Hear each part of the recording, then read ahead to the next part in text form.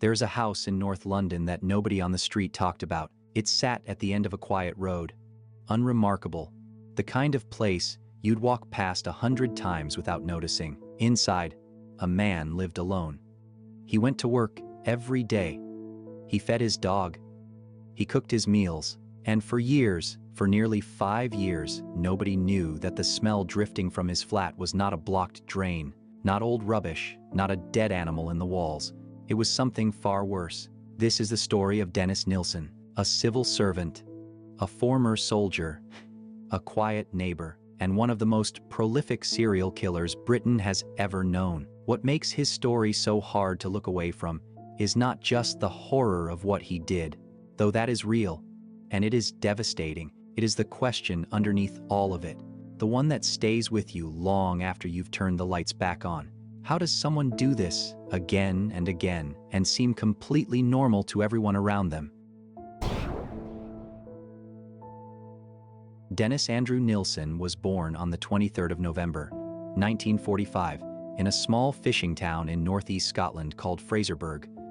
Cold winds came off the North Sea there. The town was tight-knit and hard-working, the kind of place where people kept to themselves and got on with things. His father was a Norwegian soldier named Olav Nilsen, who had come to Britain during World War II.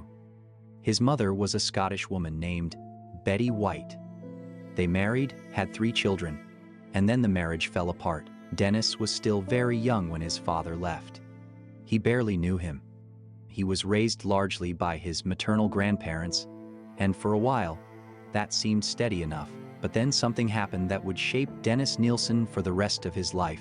His grandfather, Andrew White, died. Dennis was 6 years old. The family showed the boy the body laid out at home. The way people did in those days. They thought it would give him closure. They thought it would help him understand. What it actually did was something no one could have predicted. Nilsen later said that was the moment everything changed inside him. His grandfather had been his anchor, his protector, the one constant in an unstable world, and now he was lying there, still and cold, and nobody could explain to a 6-year-old boy why the person he loved most had simply stopped. He became obsessed with death, not in an alarming, obvious way, not the way that would get a child sent to see someone, just quietly, privately, deeply. He would later write that he began to associate death with a kind of peace, with stillness, with control. That association never left him. As a teenager, Nilsen felt profoundly out of place. He was intelligent, sensitive, and already beginning to understand that he was attracted to men, something that, in rural Scotland in the 1950s and 60s, was not something you said out loud. He joined the British Army in 1961, when he was just 15 years old. He trained as a cook with the Army Catering Corps. The Army gave him structure, a sense of belonging, a routine. He was good at his job. He traveled. He learned discipline, but the loneliness never went away. After 11 years in the Army, he left in 1972 and tried to reinvent himself. He joined the Metropolitan Police, thinking perhaps that would fill the gap. He lasted about a year. He felt constrained by it, out of place again. So, he left. By the mid-1970s, Nilsen had settled in London, working as a civil servant, an interviewer at a job center, helping unemployed people find work. He was good at that too. People liked him. He was described by colleagues as helpful, articulate, professional. He had a flat. He had a dog he loved named Bleep. He had books and music. He lived a quiet, solitary life. And inside that quiet life, something dark was growing. In 1978, Nilsen moved into the ground floor flat of a house on Melrose Avenue in Cricklewood, North London. He was 32 years old. He was lonely in a way that had become almost unbearable. He would go to local pubs, specifically pubs known as gathering places for gay men, and he would sit and talk and drink, and sometimes he would bring someone home. He wanted connection. He wanted someone to stay, and when they didn't, when they made to leave in the morning, or made it clear this was just a one-night thing, something in him broke. On the 30th of December, 1978, Dennis Nilsen killed for the first time. His victim was a young Irish man he had met at a pub. They had spent the evening together, and in the early hours of the morning, as the young man slept, Nilsen strangled him with a tie. He later said he did not want him to leave. He kept the body for a while. He washed it, dressed it, talked to it. He placed it under the floorboards and went to work in the morning. Eventually, he buried the remains in the garden. And then, and this is the part that continues to baffle investigators and psychologists, he carried on. He went to work. He helped people find jobs. He came home to bleep the dog. He cooked his dinner. He did it again and again. At Melrose Avenue, the true number of victims may never be known with certainty. The confirmed figure is at least 3. Some investigators believe it could have been as many as 8. When the time came to move out, Nilsen dug up the remains in the garden, burned them on a bonfire, and scattered the ashes. The neighbors thought he was just having a garden fire. Nobody asked. In 1981, Nilsen moved to the attic flat at 23 Cranley Gardens in Muswell Hill, North London. The new flat presented a problem. There was no garden to bury things in, so he adapted. He continued to kill 3 more victims at Cranley Gardens, but now, disposing of a body required a different method. He boiled the flesh from the bones in a large pot on the kitchen stove. He flushed the soft tissue down the toilet. He cut the remaining bones into small pieces. He scattered some, discarded others with the regular rubbish. He did this while his neighbors lived above, below, and beside him.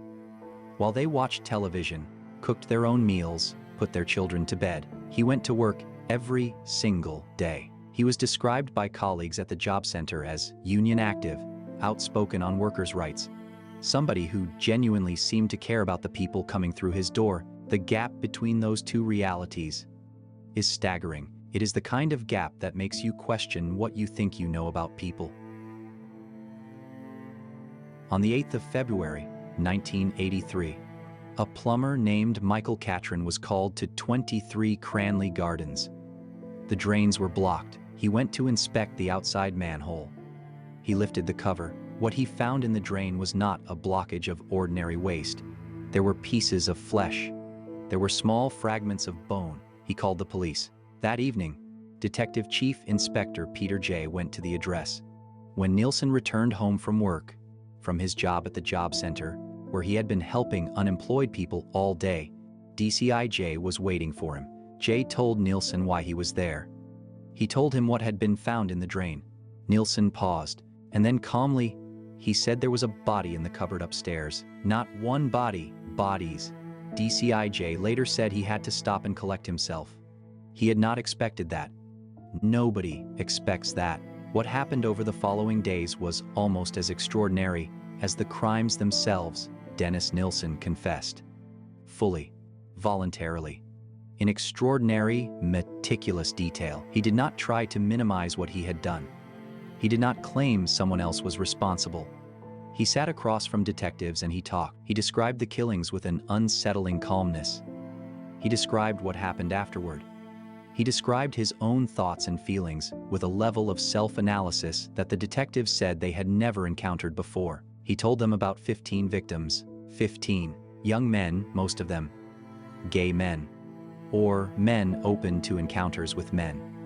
Drifters, runaways, people who were not firmly rooted anywhere, people who, in some cases, might not be reported missing right away, or ever. Nilsen had chosen his victims partly, it seemed, because they were vulnerable, because they existed on the margins, because they might simply disappear and the world would not immediately notice. That is one of the cruelest dimensions of this story. Some of Nilsen's victims were never identified. They remain unknown to this day. They had names, histories, people who once knew them, and we do not know who they are. Nilsen was tried at the Old Bailey in October and November of 1983. The trial became a focal point for public fascination and horror. Britain had not seen anything quite like this, a case this methodical, this prolonged, this hidden in plain sight. The defense argued that Nilsen was not fully responsible, that he was suffering from a severe mental illness, a condition called diminished responsibility, meaning his ability to understand and control his actions was impaired. The prosecution argued he knew exactly what he was doing. The jury agreed with the prosecution. He was found guilty of 6 counts of murder and 2 counts of attempted murder. He was sentenced to life in prison with a recommended minimum of 25 years. The judge's words when he delivered the sentence were among the most striking of the trial. He told Nilsen that he was a dangerous man, that the recommendation was for the protection of the public, and that he fully expected those words would never lead to Nilsen walking free. He never did. In prison, Nilsen was not quiet. He wrote thousands and thousands of words, memoirs, reflections, analyses of his own mind. He cooperated with a biographer named Brian Masters, who spent years corresponding with him, and eventually wrote a book called Killing for Company, published in 1985. It remains the most detailed account of Nilsen's psychology and crimes ever written. The title came from Nilsen himself when Masters asked him why he had done it. The simple, impossible question. Nilsen said he had killed for company. He did not want his victims to die. He said that he wanted them to stay. And the only way he knew to make them stay was to take away their ability to leave. That is an answer, but it is not an explanation. There is a difference, because it raises the question of what happens when loneliness becomes so consuming, so total, that the boundaries between self and other, between a person's needs and another person's right to exist, completely dissolve. Nilsen seemed to understand the horror of what he was saying. He did not seem to be excusing it. He seemed, in a genuinely disturbing way, to be trying to understand it himself. There is something else to sit with here, and it is uncomfortable. This was the early 1980s in Britain. Homosexuality had only been decriminalized in England and Wales in 1967. Scotland, where Nilsen was from, did not follow until 1980. Gay men at that time lived in a world that largely told them they were wrong, broken, criminal. Many of Nilsen's victims were men who had nowhere else to go, no family who knew the truth about them, no community that would rally when they went missing. That stigma, that invisibility, is part of why Nilsen was able to do what he did for as long as he did. It is not a comfortable thing to say, but it is true, and it matters. Go back to that house on Cranley Gardens for a moment. The neighbors, they smelled something sometimes. There were odd sounds. There was smoke once, but Dennis Nilsen was, by all accounts, a perfectly pleasant neighbor. He was polite. He kept to himself. He did not make trouble. This is the part of the story that sits underneath everything else. Not just that evil can wear an ordinary face. That is something we say a lot, almost as a cliché. But more specifically, that we are deeply, almost helplessly, wired to look for signs of danger in dramatic things, in raised voices, in broken windows, in chaos we can see. And we are not very good, not any of us, not really, at detecting danger that is quiet, that is orderly, that comes home from work at the right time and waves hello. Dennis Nilsen died on the 12th of May, 2018. He was 72 years old. He had been in prison for 35 years. He died of complications following surgery. An aortic aneurysm, a rupture in the large blood vessel of the chest. He never expressed remorse in a way that his victims' families found adequate. There were moments that seemed like reflection, but not remorse. Not the kind you can trust. He had outlived many of the people who processed his case. He had outlived the world he had existed in, the pubs where he found his victims, the London of that era. His victims did not get that time. What do we do with a story like this? We cannot flatten it into a simple narrative.